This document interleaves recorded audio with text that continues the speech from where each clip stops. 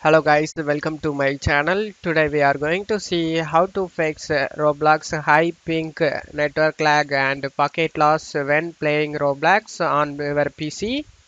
Let's fix it guys. The first solution consists of two steps. The first step is to enable performance stats in your Roblox settings. To do this, you just need to open up Roblox, press in escape key and go to settings. You just need to scroll down. Performance stats, you just need to toggle on position and now press the escape key to leave this page. Now you can able to see your current ping over here guys.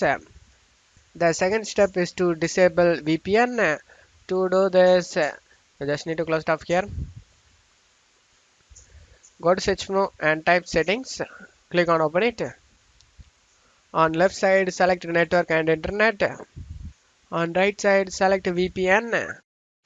If you have connected any VPN in here, then you just need to disconnect it guys. After disconnecting the VPN, you can check if the problem solved or not. If the problem not solved, let's move on to the second solution guys. The second solution consists of three steps. The first step is to use UDP ports. To do this, go to search menu and type Windows Defender Firewall. With advanced security, click on open it. Click on inbound rules. Select a new role on the right side. Select port and select next. Select UDP and now check my video description for this UDP code used in my video. Copy and paste it. After pasting it, select next. Select next, next, and name this as Roblox pink fix.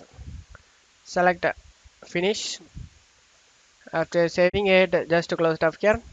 Now the second step is to change the DNS server. To do this, go to search menu and type view network connection. Click on open it. Right click on the internet you are using it and select properties. Select internet protocol version 4 and select properties. Select use the following DNS server addresses and type here 8888 and in alternative DNS type 8844. This is Google's DNS guys. Click on OK to save changes. Just to close stuff here. Let's move on to the third step. The third step is to reset the internet using CMD. To do this, go to search menu and type CMD. Right click on the command prompt and select run as administrator. Select yes.